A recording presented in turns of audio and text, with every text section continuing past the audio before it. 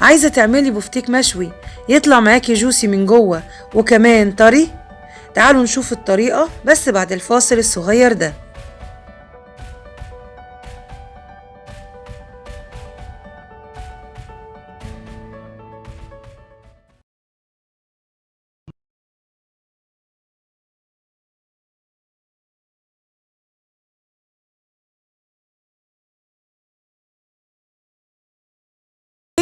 الجزار ضايقهولي بالشكل ده. هبدأ ان انا ارش عليه فلفل اسمر وملح عشان اشويه على الشواية. بعد كده سخنت الشواية ودهنتها بالزيت بالشكل ده. هبدأ اضيف كل قطع على حدة لحد ما تاخد اللون الشوي الجميل، وهنشوف مع بعض هنعمل ايه. معايا هنا بصلاية مقطعاها جوليان بالشكل دوت. هنبدأ نحط التوابل مع بعض. طبعا تقدري تضيفي التوابل اللي انت بتحبيها. هحط طبعا هنا قرفة، وهنحط كركم، فلفل اسمر وكمون وكزبرة. تقدري كمان تحطي توم بودرة او توم فريش، مفيش مشكلة. وكمان ممكن ان انت بتحطي فلفل اسمر او كبيبة صيني، اي توابل انت بتحبيها وبتفضليها في مطبخك. بعد كده هبدأ اضيف الملح على حسب الرغبة، ما نحاولش ان احنا نزود الملح يعني عشان الاكلة تبقى مظبوطة. طبعا تقدري تحطي خل بلسمك. انا معايا هنا بحب جدا دبس الرمان، بيدي نكهة حلوة في اللحوم والمشويات، حلوة جدا. هبدأ اضيف كمية يعني في حدود معلقة كبيرة بالشكل دوت.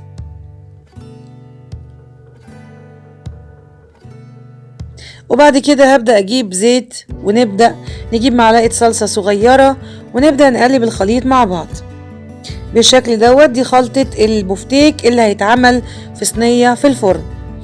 عايزة ان انتي تستغني عن كل ده، هنجيب بصل ونجيب شوربة، وتبدأي تحطي توابل، وتبدأي تحطي عادي على البفتيك.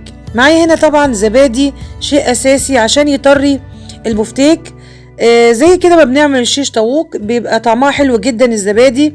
حابة تحطي يعني كوباية صغيرة او معلقتين كبار، مفيش مشكلة على حسب الكمية اللي معاكي من البفتيك.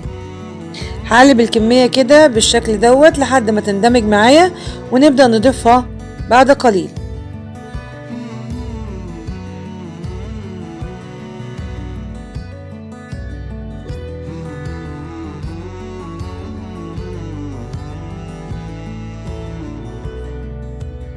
بعد كده هحطها في صينية بايركس بالشكل دوت بعد ما شويتها على الشواية.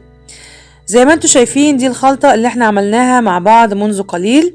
هبدأ ان انا اضيفها بالشكل دوت على اللحمة من على الوش، ومعايا حبة شوربة مغليين باقيين معاكي طبعا من اي لحمة كنت سلقاها، او كمان تقدري تستبدليها بحبة مية، مفيش مشكلة. هبدأ اوزع الخليط بالشكل دوت،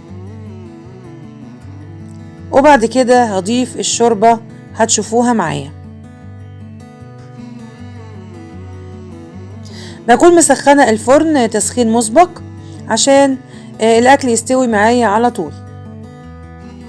زي ما انتوا شايفين كده معايا اهوت حبة شوربة، يعني ما كترش، يا دوبك بس كده ايه حبة كده، يعني ايه يخلوا اللحمة تستوي معايا وتتبخر، لان طبعا هغلفها بورق الفويل.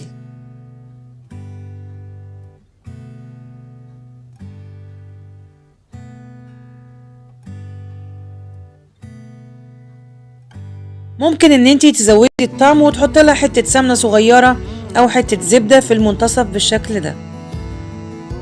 وغلفتها بالفويل بالشكل دوت، وهبدأ ادخل الصينية معايا في الفرن.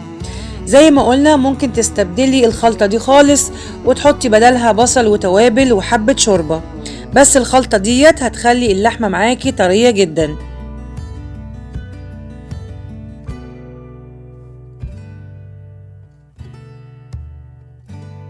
وده شكل الصينية بعد ما طلعتها من الفرن.